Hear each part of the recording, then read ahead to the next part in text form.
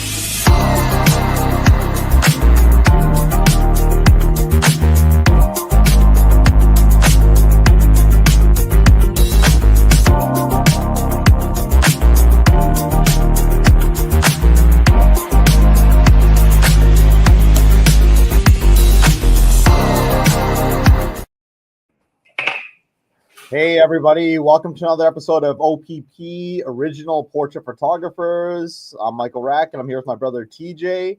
How you doing? Oh man, probably the same as you. Like I don't know, it just happens every year, dude. It just launches. Yeah, and it's kind of abrupt, but at the same time, I'm kind of used to it at this point. Yeah, it's that Green Day song, "Wake Me Up When September Ends." Amen, dude. Yeah, no, it's good though. It's cool to take a minute to chill though, and like try and figure out what to do next. Yeah, I'm glad we got to slot this one in during the busy September. We have an awesome guest today. We called him last week, kind of pitched to him, and he said, "Yeah, for sure." So, yeah, awesome. Let's bring him in. There we go. Hi, how you doing, Dean? Good to see you guys. Good to Gramps, see you. You're so composed. Gramps. I was waiting for that one. Yeah.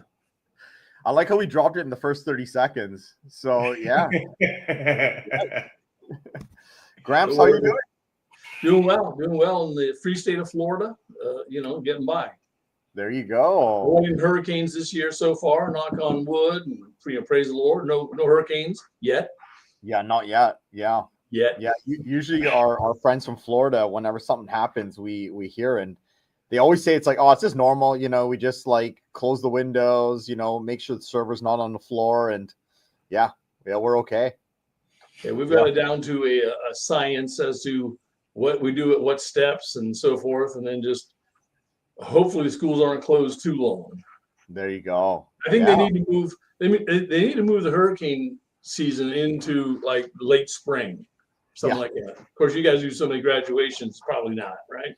Yeah. I thought you were going to say you got to move the hurricanes to Canada or something. There'd be a tariff on those, I'm sure. Oh, yeah. Hurricane 25% for sure. Well, thanks again for joining us.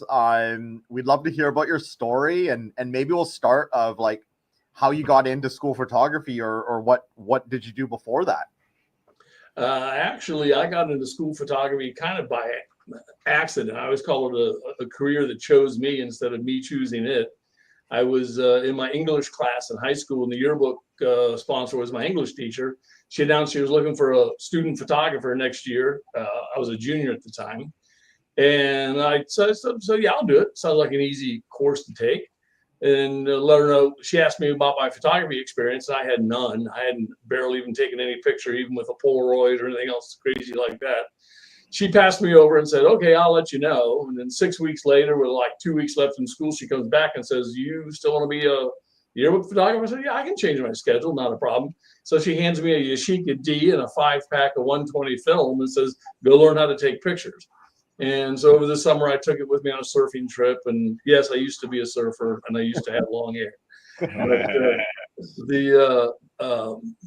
that's probably the two most used words in my vocabulary is "used to." But anyways, took some pictures over the summer, messed around with that, and then the next year took about half of all the candidates in the yearbook. And by April, the end of that year, I was working for our school photographer, who was a local guy with maybe about 5 schools, pretty much a standalone guy, still did weddings and that kind of stuff.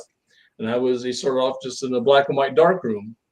And then I moved up a little bit, started taking some real estate pictures for him, and then he got killed in an automobile accident. Oh, geez. And then just about like every photographer in the free state of Florida, I went to work for a company called Brent Allen. Yeah. Every guy very familiar with. Allen. What's that? Every guy down there has gone through Brent Allen.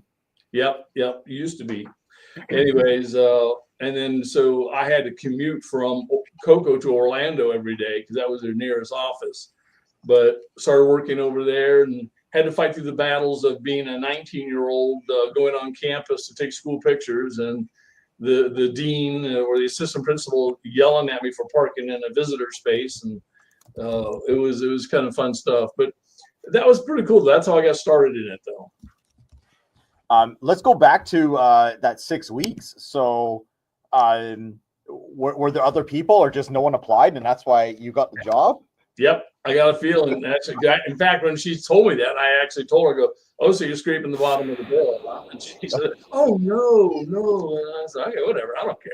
I'm pretty unoffendable most all my life, so that's kind of not been a problem." Yeah.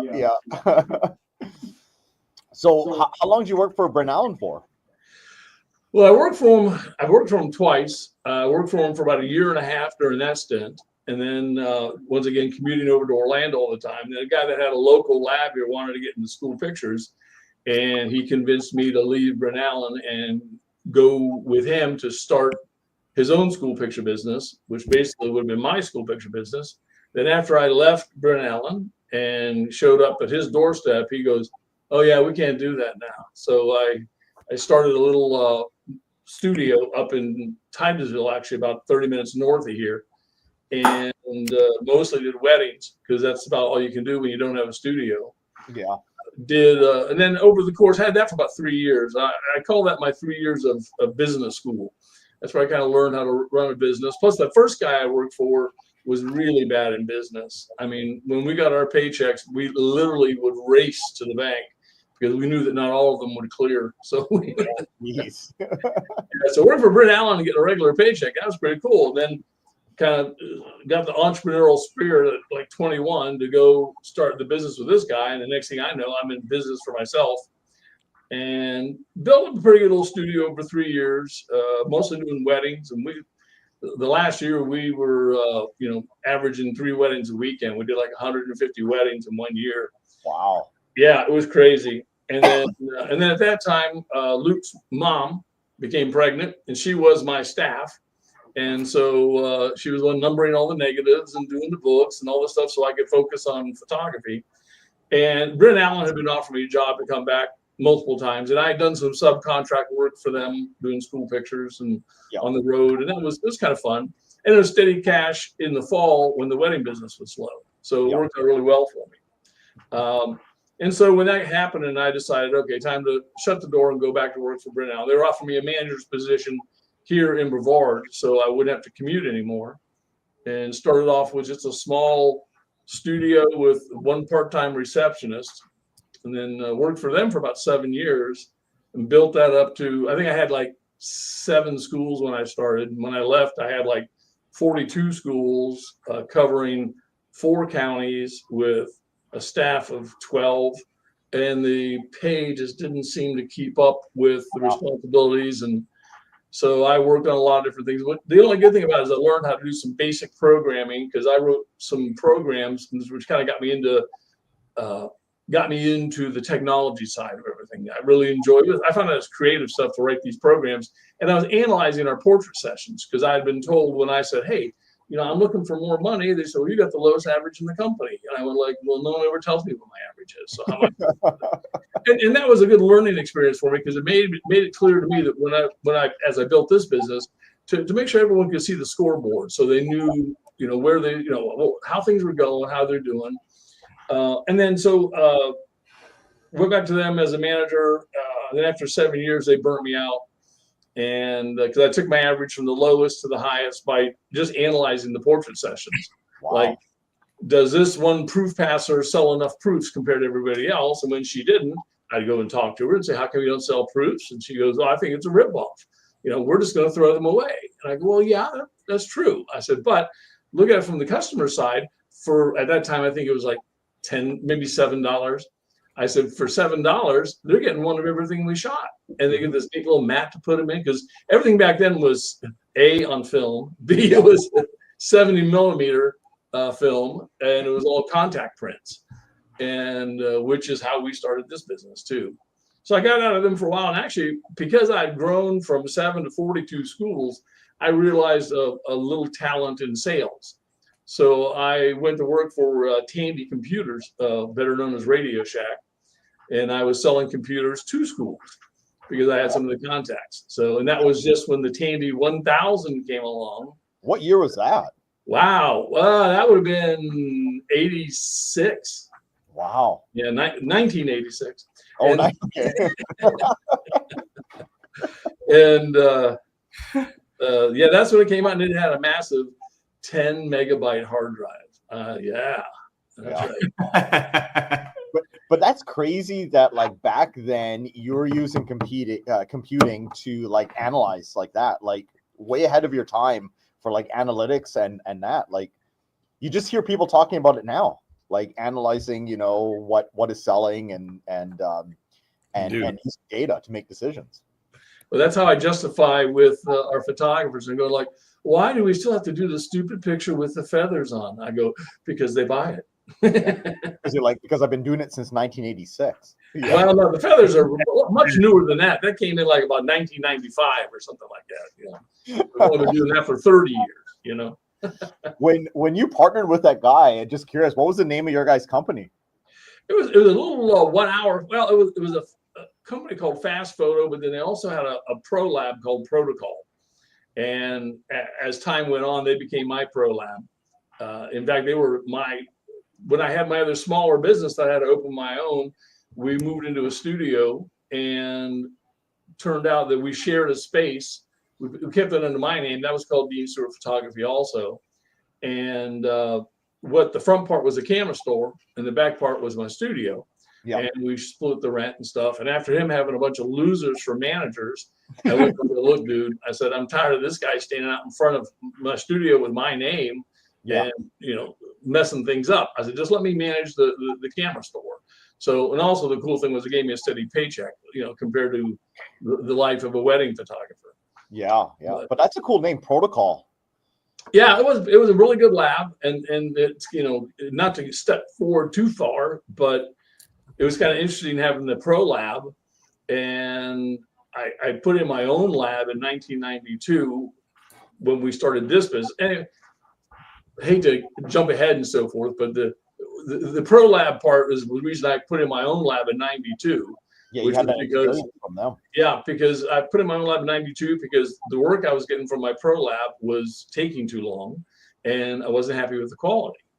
So then fast forward, you know, some 25 years, my son and I are talking, and we're complaining that our lab is taking too long, and we're not happy with the quality. So that's when we decided to outsource. And it went the other way, right? Yeah. Huh? Then it went the other way, right? You're going to outsource.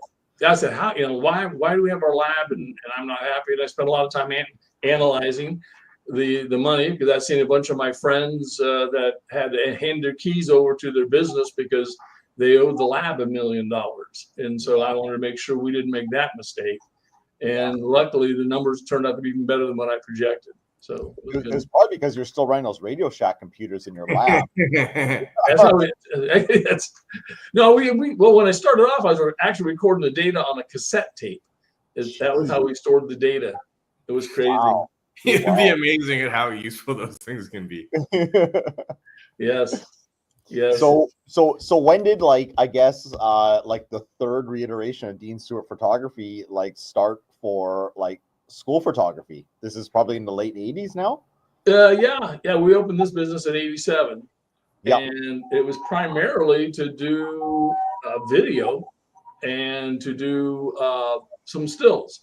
And of course, we got back into the wedding business because that's how we started it in my double wide mobile home in a little suburb of Cocoa, a place called Sharps, which is only known for its prison up there. And then, of course, the birthplace of DSP. They don't have any signs up there though for me, but they do have signs. Who's in wedding photos? Is that what you guys specialize? Well, yeah, that was not a big thing back then. Now had I known, we could have been reality TV. With the like we've seen come about. But yeah, we started off doing mostly weddings and videos and stuff, and we weren't. And when I say we, I had an original partner. His name was Dave O'Daffer. And he and I started the business together. He was more of an aspiring commercial photographer. And he and I had worked together at Bryn Allen whenever I was managing Bryn Allen. He left before me and then I left.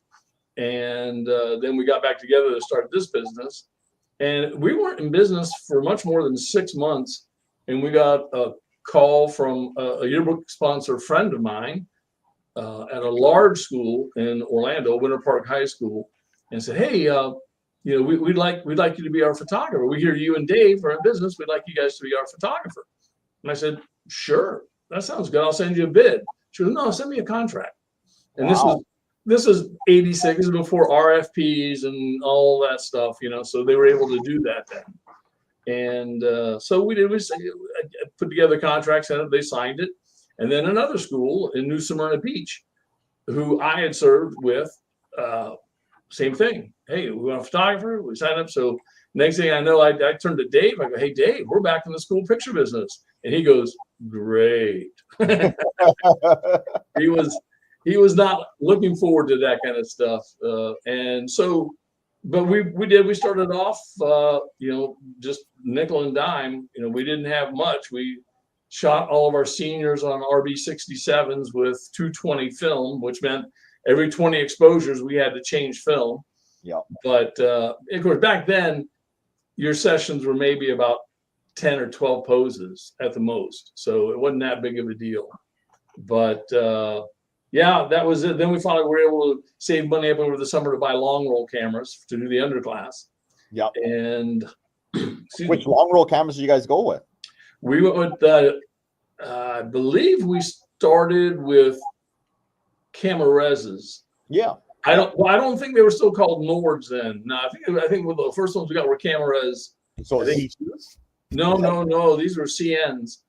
They actually had a fixed focal length lens that maxed out at like 3.5, and which was a lot better than the ones I started with Bryn Allen. Lord knows the old Beatty Coleman cameras. So we started, and also to get the head size correct, you had to dolly the camera in and out to get the head size correct. Yeah. And then of course, as you dolly, you had to refocus. So there was kind of an art to doing that, and still trying to shoot them about one every 20 seconds. It was back in the day, as we like to say. But it was, which is now, whenever I look at soft images, I go like, dude, you have an autofocus camera. You're not moving the camera, and anyways. And you're still taking the same amount of time to shoot a student. Or longer. Yeah. So yeah, that was kind of the start then. And then we gradually transitioned out of weddings into more schools, because we started doing proms, and we kind of liked the proms versus we were booking weddings like a year in advance, because we had kind of climbed the ladder of the protocol in wedding photographers. And so we decided, look, we're just going to start charging more money so we don't have to do as many weddings. And all we did is get bigger weddings. And it was like, because back then in 88, maybe 88, 89, we were charging close to $2,000 for a wedding. Wow. Yeah. And so what happened, we got all the doctors' weddings and all this kind of stuff. So they were like 8-hour weddings and so forth. And we were still doing video. But the problem was with video compared to the stills, whenever we were booking someone for a video, they would say, oh, yeah, we're going to have video of it. I go, okay, well, let me tell you what you're not going to get. I said, you know how you see it on TV and how pretty that all looks? I go, it will look nothing like that.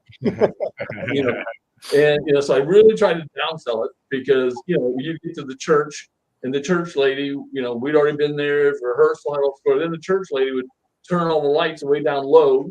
Yeah. So that it was ambience. I had to run back over there and turn them back up again, because with my first video camera was only 7 lux. So when it got that dark, it went black and white right away. And no matter how much we told these people what it was going to look like, lo and behold, they got it back. They're like, "This isn't what we expected." I go like, "Well, yeah, no, this is what we told you it was going to be." And then they would start picking on the stills. It was like a surveillance camera, you know, like the low, like black and white surveillance. Not even that good. Not even that good. But then it kind of spilled over to the stills, and they would start complaining about the stills. So there was nothing wrong. So we just nixed the video totally out. No more video. We're done with that. And then we said nix the weddings because we were booking them like a year in advance. We started getting these proms, and you go out to a prom. Maybe I should explain to some of the young people what prom pictures are. Yeah. I think the only place they're still happening is in Hawaii. Exactly. Talking to my friends there. Yeah. Anyways, but we used to. What would happen is the proms would book about 4 months in advance, and they would conflict with our weddings. So we stopped doing the weddings altogether, so we could book more proms.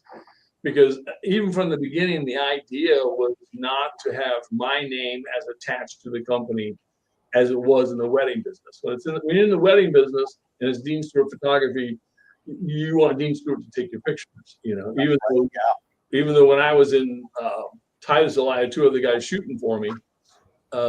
It still would cause some issues. Those would be the ones that you would get a little bit of a complaint on. Even though right from the get-go, I would say, "Look, I'm booked, but one of my associates is available."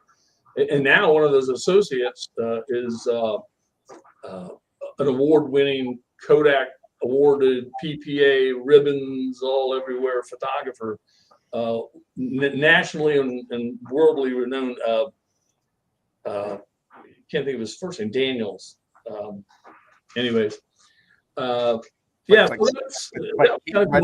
more involved. Sorry. Came right out of Dean Stewart Photography. Yeah, and in the school picture business, a lot of people didn't even think Dean Stewart existed. A lot of them still don't, and I'm very thankful for that. In fact, that's the reason why on our logo we always make the DSP bigger, so that people think of DSP instead of us. And so we've had that all the time. Hey, DSP, you know, we got out of school, so it's like, all right, cool. That's how it was supposed to be. And eventually, the name was supposed to completely go away and just be known as DSP. You know, kind of like IBM or NCR or any of these other people. No one really kind of remembers the name, just remember the logo. And of course, the idea was that more of that happens, the less I had to be personally involved. Smart. For long-term growth, that's the only way to do it, you know? Yeah, that makes sense. I thought about changing my name, the name of the business to Life Touch, but I think that one was taken. I thought you were going to say you're going to change your name to DSP. Artona kind of has a nice ring, too. I don't know. Hey, you could take that one. Yeah. Yeah. The only logo that you could turn upside down, it still says the same thing. That's because we don't know which way's up, is what we tell you. So you basically got out of the weddings in the late 80s, early 90s. Yes. We definitely did stop those ASAP. And then I love that whenever you talk to people that have been in the business, you know, even less time than me, and you know, you say, "Oh, so when did you stop doing weddings?" And it's kind of always a benchmark on a photographer's career as to when they really started making it, is when they could stop doing weddings. You know, So, unlike except for like Monty Zucker or somebody like that who made a name doing weddings, but that's not our thing. Plus, it's not. Once again, to me, it wasn't scalable on the wedding side. Yeah, same story with our parents, right? I know. Yeah, they got out of the weddings late 80s, early 90s. So same path that they took. Yeah. Except we didn't get as big as Artona. So there I didn't have 4 kids. You know? That's the thing. Yeah. So you had a school business, and then I know we talk about this PMA magazine all the time when we see you. Dean was on the cover of the PMA magazine with the computer, and basically one of the first guys to make to go school day digital. Yeah. What year was that? That would have been about 2000, 1990, 99 to 2000. By 2000, we were full digital. Yeah. That was a combination of reasons. I had my own silver halide lab. since '92, and so of course at that time I bought everything used, and by '99 and 2000 they were starting to get a little worn, and you would get a little scared every time you stuck a 100-foot roll of film into it and pray that it would come out the other end. And so it was a matter of whether or not I wanted to invest money in my silver halide lab or if I wanted to progress on to digital. So we actually, I was just looking it up the other day. The first digital equipment we bought was actually probably back in 97 or 98. We bought a Sienna photo print, which would print, sheet paper. Yeah. And it wasn't the scanner type. You'd actually feed it an image. And we got that because back then for the yearbooks, in order to have color photographs in the yearbook, they had to be presented to the publisher the exact size they were going to be in the yearbook, because they would gang shoot the whole layout so that, and they couldn't make one picture smaller than the other when they shot the pages or the flats. I'm not sure how they did it. Yeah. So in other words, if the picture was going to be a full page spread, I had to make it 9x12. If it was going to be just a little picture in the corner, I had to make it that size. If it was only like 1 inch by 1 inch. And so we spent all kinds of time in the darkroom doing that. And then when this technology came along, I was like, hey, wait a minute. And we at that time we were shooting everything 35, giving the schools 4x6 prints, and they would send it back to us with crop marks on it with grease pencil. And so what we would do is we would take that picture and we'd scan it on a flatbed scanner, throw it into Photoshop, and we would then just make it the size. We would crop it in Photoshop and then print it on the digital printer. And it saved us so much time. It was amazing, because that was just like one guy's full-time job just doing that. And it was just the bane of our existence. It was called color to size, and it was awful. Color to size, yeah. Color to size. And the bad part was my office then was right next, literally next to a railroad track. And if I had to make like a 9x12, or if they were doing a double page spread, it had to be, 18x12. And here I am making a color enlarge, making an enlargement on my color printer. And I've got at that distance, your burn rate might be as long as a minute to get your exposure right. And we'd have a big piece of paper out there making the burn. Also, the train would go by and shake the building, and we knew that the print would be blurry, so you just take the paper, throw it away, and wait for the train to go by and start again. But that all went away with that little printer. And then we moved on and got called a Malika, a Graytag Malika, which was a roll-to-roll printer. They didn't have. Yeah, they did, and it was nice because it was a laser printer, and it worked really well. A lot of and then we would take the paper out of that and throw it into our long roll processor, paper processor. So we were able to get rid of the film processor, but we kept the paper processor. Yeah, that's the path we took. Yeah, the Malikas were awesome. Mm-hmm. They were great. They're fast. And, these names of these machines are pretty much our childhood. Yeah. Yeah. You should probably be surprised that one of your siblings weren't named Malika. Or something. Yeah, no kidding. Yeah, that was the running for Amanda's name, but. Yeah. And remember, like you were basically printing blind on that thing. And remember, if it had a piece of dust, and that whole freaking roll would be dust, and you put on the paper processor, and it'd come there, and then that first couple feet that came out, you're like, oh, yep. That was no fun, but it was still better than the alternative, Which was it was kind of a sad day when we unplugged which again, one of you guys might have been named Luck also, yeah, the old BP2 package printer, which I kept around forever. My son is always like, when I go on a vacation and I leave, Luke is always like, okay, what old thing of Dad's can we throw away while we're gone? Because to me, if it had a plug attached to it, I wasn't throwing it away. When we rolled that package printer out the door, it was like a sad day, because I used to just love the mechanics on that whole thing. That was crazy the way it all worked. You're not the only one to tell us that too. Like everyone's so attached to that specific machine. I don't know if it's the timing, maybe it's the mechanics, like you said. Maybe it's like it made people like that stage of their career. There's something about that machine. Well, it could also be that I spent more time with that machine than anybody in my family or any one of my spouses. That could be part of it too. I mean, there was a little dent on the very front of the paper cabinet where I'd keep falling asleep and hitting it. The AI girlfriend of yesteryear. Yeah,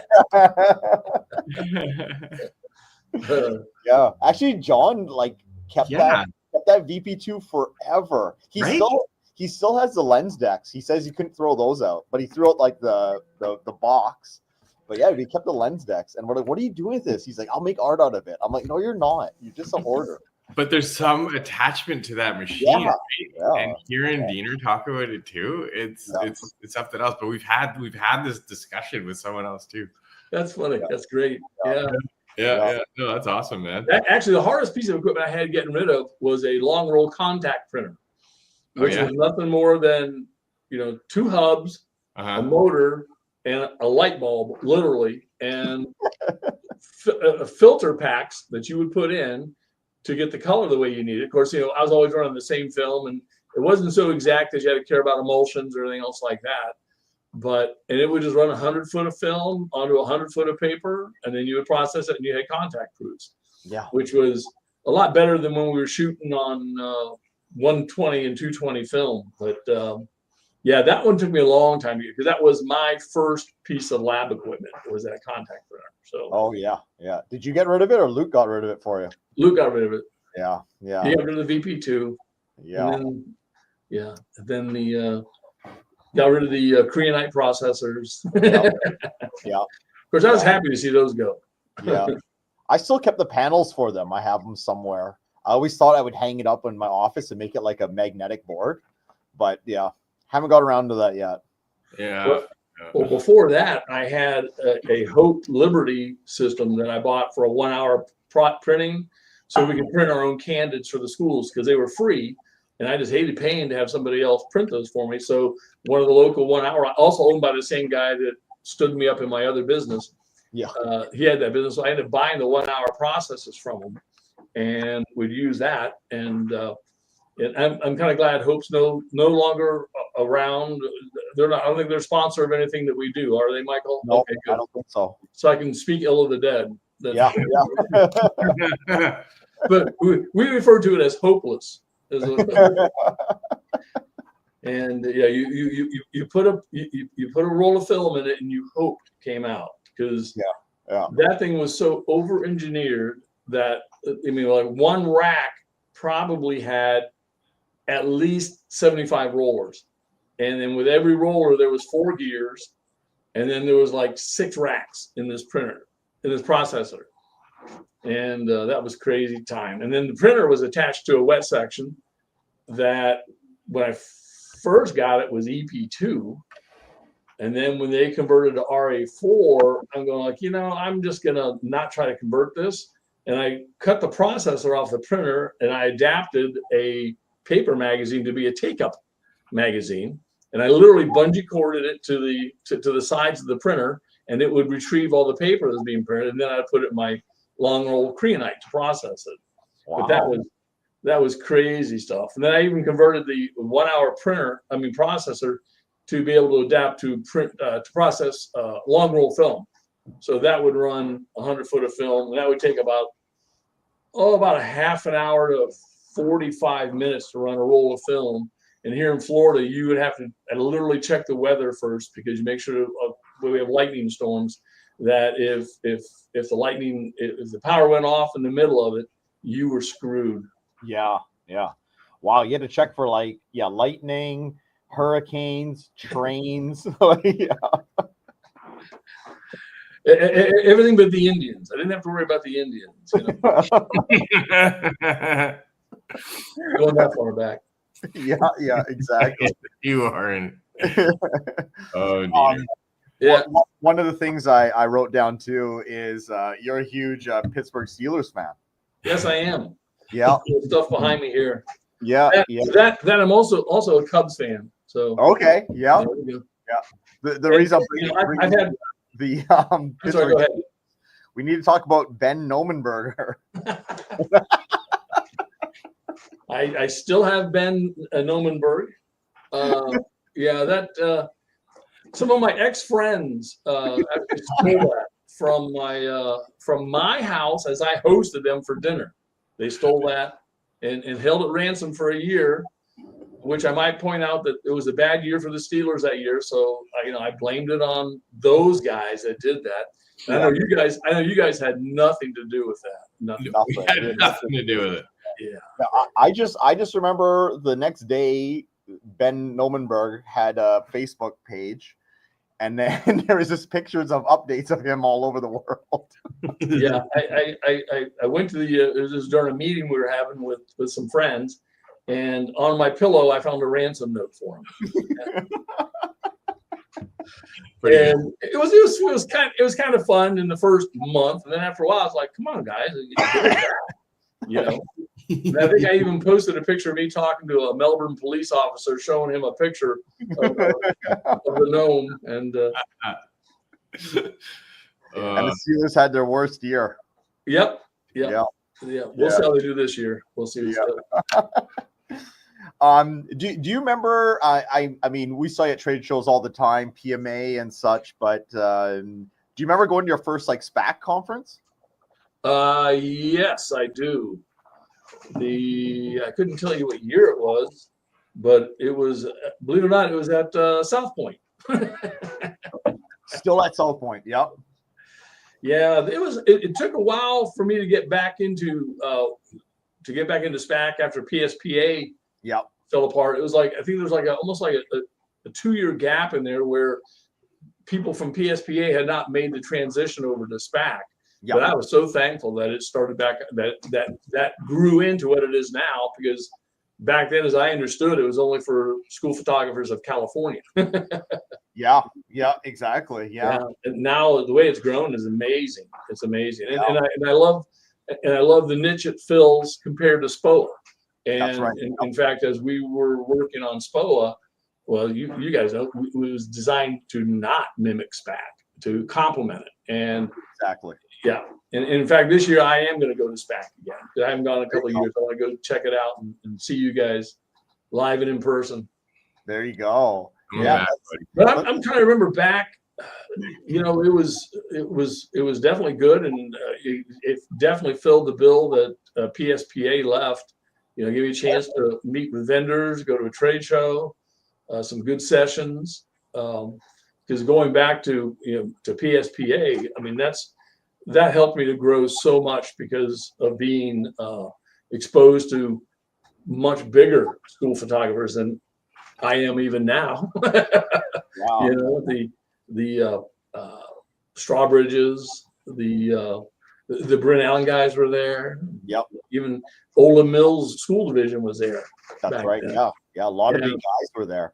Yeah, I think that's where TJ and I met most of the people was PMA and PSPA. That was.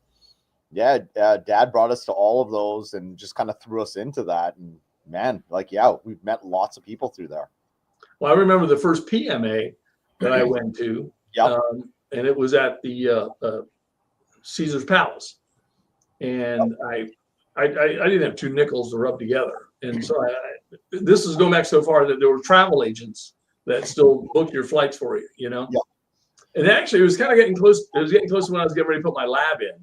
So I started in 87, and by 92, I had my lab. So by 89 or 90, I started researching equipment. I knew where I had to go to learn that, and that was PMA, PSPA. Yep. And I called my high school buddy who was a travel agent. I said, "Hey, I'm trying to get to a conference in Las Vegas. What can you do for me?" He goes, "Well, let me find out." So he calls me back, and he goes, "How does $300 sound?" I go, "I can do $300. I go, "Was that for the airfare or the hotel or what?" He goes, "That's for the whole package." I go, "For a week?" He goes, "Yeah." At that time, that was when the Luxor had just opened. No, not the Luxor. Yeah, that's the one that's Pyramid. No, okay, strike that. Which one is the? Oh, come on! It's the one that's more the Old English time, the Camelot kind of stuff. The castle. Excalibur. Excalibur. Yeah, it was the year of the Excalibur event, and they were having this promo with a flight and a week stay for $300. And that's back when food was still cheap there. And I could go eat at the buffet for like $7. And now it's like 70. And, and I remember pulling up, I took the bus that they had for the shuttle that covered all of the strip. And I remember pulling into the Excalibur, and the New York, and the one with the pirate ship wasn't there then. So that entire block was empty. They already destroyed whatever was there. And I remember pulling and looking, and I could see the sign down the road that said, Caesar's Palace. I go like, oh, cool, it's right there. I can walk. And so the next morning I get out with my suit and tie and my notebook, and I take off walking down to Caesar's Palace, only to find out there was like a half an hour walk. Being my first time in Vegas, I didn't realize that the letters were like 12 feet high. And so it looked a lot closer to me. But so I then just learned to give more time. I still couldn't afford a taxi or anything else like that. So I hoofed it. So it was good. But that was great. That was a good beginning. I thought you were going to say like $300. You went there and there was like some like just really bad hotel that you're like, where the hell am I? Like, that was great. Yeah. But I did, I didn't have the money to gamble, but I learned if I sat at the penny slots, they would bring you beer. And I'm going, so I'd sit there very slow at the penny slots and, oh yeah, I'll take a Corona. Thank you. And then very slow. Yeah, I'll take another Corona. So I think my beers were even only like maybe 25 cents, so it was how to do Vegas on no money at all is kind of how there you go. Yeah. Talking about SPOA, you got an award this year. Congratulations. Thank you. Big one. Big year for you, buddy. Thank you. Yeah, it's right behind me. Yes, I was like a spotlight on it as well. Well, I joked with everybody about how I was going to. I said, I got to figure out how I can get a chain on so I can wear it around the office, around my neck. But that was very flattering, very humbling, very, very much grateful to Captura, Tim McCain, all the group up there, you two, TJ, and everybody up there. It was like not expected, but very, very, very humbling to be in the company of some of the other guys that have won that. Yeah, I know, totally deserved and like a pretty special moment for sure. Yeah, it was. Yeah. And the best part, of course, and this year I brought my team with me. Yeah. So we just decided to invest in their education and drug them all out there to SPOA. We were originally going to get a VRBO because we were like 6 of us. Yeah. But given the schedules and transportation, I said, just the heck with it. We'll just pay for the hotel room and help SPOA make their room go early. He was like, okay, let's help them out a little bit there. And so it was nice to have, like, I think I had 6 of my team members there, which was awesome. Share it with them because, you don't do any of this stuff by yourself.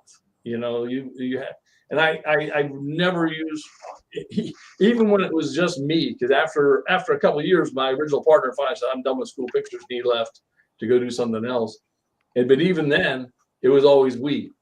Any proposals, any sales calls I'd do, it'd be like, yeah, well, we can do that. Yeah, we can do that. There's always we, and I still do. And because now, it's a bigger group. And when I talk to my salespeople, I try to tell them, look, do not use the word I. Yeah. I can do that. Because it makes you look small. Exactly. Yeah. Talking about your new your newer business partner, Luke.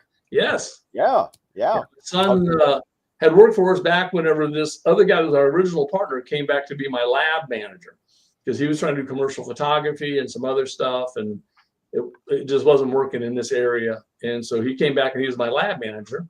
And Luke's originally worked for him until he had to fire him for being a 19-year-old, and so he left and Luke did his own thing and then came back. I think he's now been with the company for close to 20 years, 25 years, somewhere in there. I have to ask him. And he has really done a tremendous job in growing this company. In fact, I'm kind of semi-retired. I come to work about 3 days a week. I still do the exports, and I still do a lot of the financial stuff, insurance stuff, and so he can focus on production and sales, and he's done a fantastic job. I mean, we wouldn't be where we are. He brought us to Captura, and he's gotten us into a lot of good stuff. And there's just, it's sort of like the one session we did at SPOA. You know, there's a time to pass that baton on. You know, but there's also time to make sure you stick around, that you can backfill some of the wisdom not there, and that's kind of the stage of life we're in. And we, luckily, being a small enough business, when Luke and I were discussing the secession of the company, we were working on buyout plans and talking to lawyers, talking to accountants and stuff. And one morning in my daily prayer, the Lord just gave me the vision, like, just give them half your business. And we're like, hey, that's a great idea. I like that. No taxes, no lawyers. I just in our corporate book, I just had to make in the minutes that Dean gifted 50% of the stock to Luke, and we talked about it, and we decided that we did not want to be 51-49 or anything else like that. If we both didn't agree on something, it wasn't going to happen. And we've got limits, you know. So it's like he can make expenditures, you know, up to quite a bit amount without having to run it by me yet. And you know, but something big, you know, we talk about it and we discuss it. And it's been a real blessing. It's been a real blessing. Yeah. I joke that I work for him now, so it's like. Yeah, no, he's been a great addition, and we see it so many times, right? Like, just like us, like a lot of true family businesses in our profession here. Yeah, that's kind of almost the history of School Pictures, the way that family business is. I mean, when you look at the Strawbridges, they're on their 4th generation now. That's crazy. Yeah. And you guys are halfway there. Halfway. Yeah. We'll see what my grandsons come up with, you know. And luckily, I mean, my oldest grandson just turned 17 yesterday, Gavin, and luckily, having been a 17-year-old, remembering what it was like to be a 17-year-old, I haven't given up yet.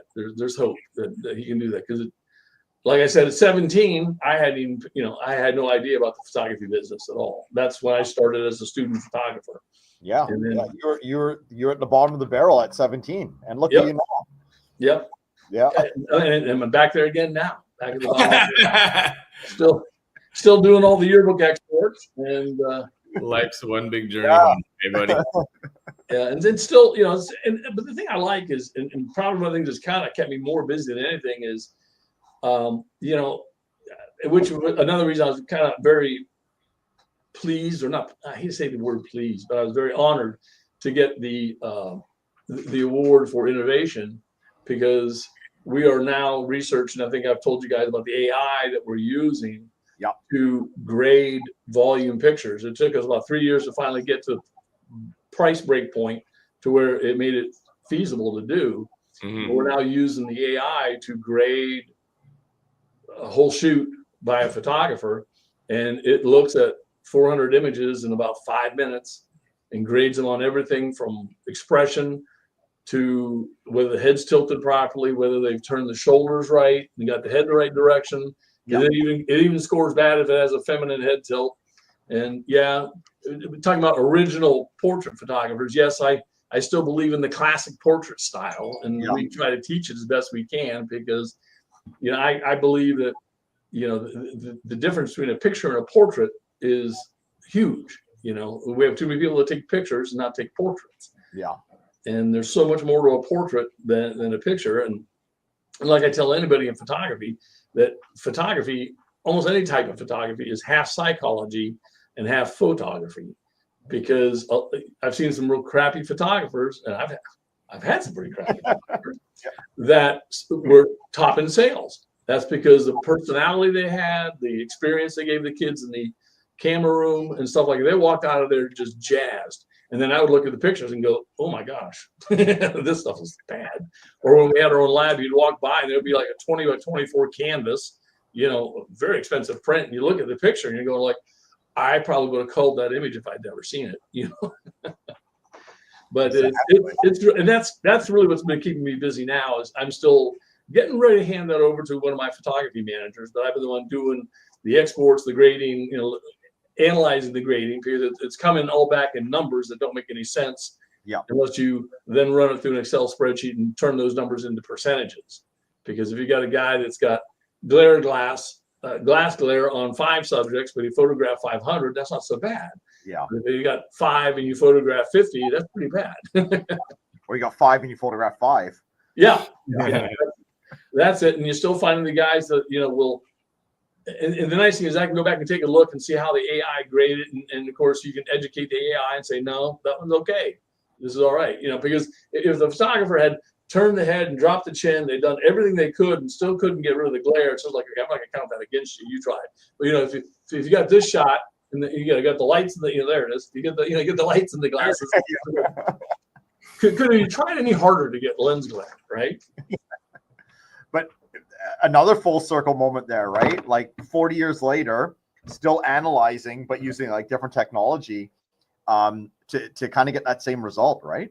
Yeah, it's it's kind of funny because when we first talked about retiring, I was 65, and I'm going like, I was scared. I'm going like, I'm just too soon to retire. I don't want to do this, and I've been on a fixed income since ever because I always had overtime and every stuff like that. So I'm going like, all right, so I'll be getting payments for 10 years. I'm 65, and at 75, my income is going to stop. Oh, yeah. And so the whole idea of us becoming partners has just been a blessing for both of us. And because I'm still getting paid the same as Luke is, and he's getting paid the same I am. So it's it sounds like you're still having fun, and like the industry trend and like a pattern that I see is it's everyone's still enjoying it. The challenge of it, the rewards of it, the friendships.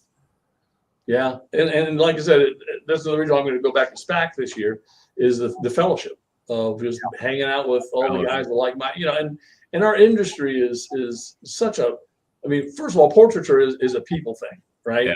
But school pictures is really a people thing because you're peopling 400 peoples at a time in a day. And it's just a whole different, to me, it's a whole different breed of people, just that are in our industry. And I'm thankful that the Lord picked this profession for me back when I was 17. So it's just like, okay, that's kind of cool. That is pretty cool. Yeah. Well, if you don't want a fixed income when you're 75 and it stops, you can always get back into wedding photography. So. Well, that's the reason I started this business is because I have a good friend of mine who was maybe about 10 years older than me. And when he started hitting his mid 50s, he's going like, man, this wedding business is killing me. I bet. And I'm going long days, right? Yeah. Huh? Oh, long days. Yeah. Back when I was doing all those weddings, I was in my early 20s. And so it was like no problem. But in fact, I saved it and I got it framed somewhere. But I had one weekend, we had 7 weddings. No. Yes, we had 7 weddings in one weekend. We had 2 on Friday, 3 on Saturday, and 2 on Sunday. And that Saturday, the Friday, I shot one, and one of my associates shot the other one. And then same thing on Sunday. But on that Saturday, I started the first wedding all the way through the altar returns, and then let my associate photograph the reception. I went to the second wedding, shot it all the way through the altar returns, then had my other associate finish it. Then I went to the third wedding and shot that one all the way through. But it was no fun. Yeah. Long days. Yeah. Well, we get it, man. We get it. It was kind of funny. That's when I, the guys that kind of nixed me to get into business helped finance me. And they gave me, they fronted me the money to buy a Mamiya 645, which was a very versatile camera. And it was just a great little camera, particularly for weddings. And I remember I was outside shooting a wedding, waiting for the bride and groom to come out the church doors to the car and the rice. And this elderly lady is standing next to me. She goes, "Don't you feel like you're cheating?" I go, "Excuse me?" I'm just standing here taking pictures. She goes, "No, aren't you cheating using roll film?" And I said, "Excuse me?"